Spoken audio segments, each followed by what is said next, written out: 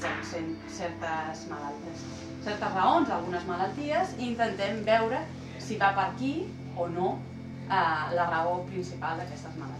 Estudiem la genètica de l'osteoporosi i estudiem aquesta variabilitat genètica que hi ha entre les persones que determina el fet que puguis tenir osteoporosi o no puguis tenir osteoporosi. Aquests gels d'acrilamida serveixen per separar proteïnes.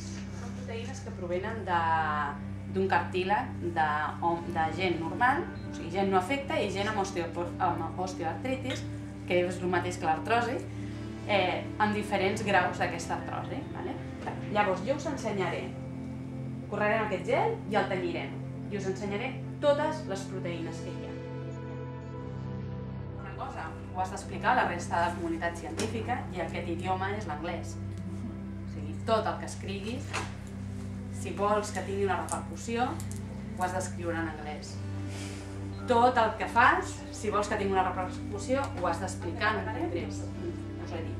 Són mostres d'extractes de proteoglicans, de cartílag, d'individus sans i individus amb artrosi. Són extractes de tampó de càrrega, que el que ens fa és, per un costat, donar-li consistència a les mostres perquè no surin, i per altre, donar-li color per veure on estan corrents.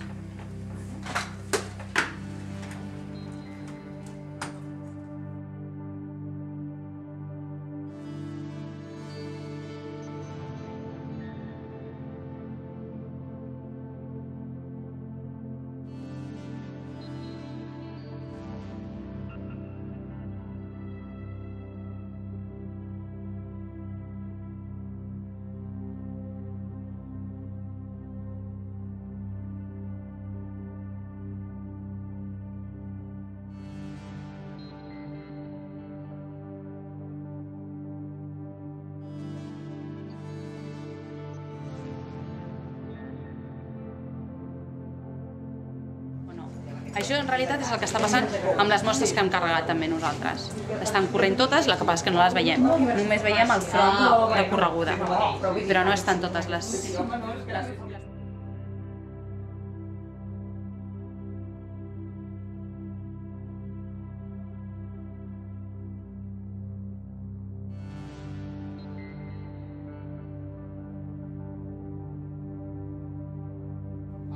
I els homes no. Els homes, com que no tenen la menopàusia, diguem-ho així, no hi ha una davallada d'estrògens en el seu cos, i llavors, al no tenir la davallada d'estrògens, no els afecta tant el que és la mineralització de l'os. Tenen altres sistemes de produir estrògens. Ells produeixen estrògens més a nivell de teixit. Nosaltres produïm més estrògens a dins d'aquests pous. La mostra del PCR, que és una cosa líquida, ho posem a dins dels pouets aquests.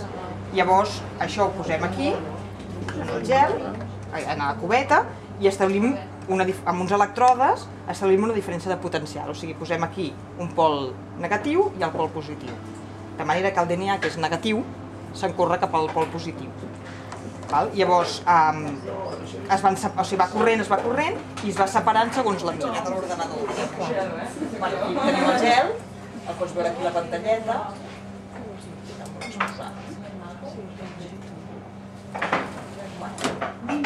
Tanquem i us anem als ultravioletes.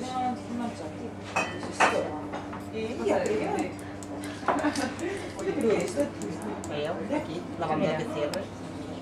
És el marcador de pes molecular i la banda de PCR que vam publicar.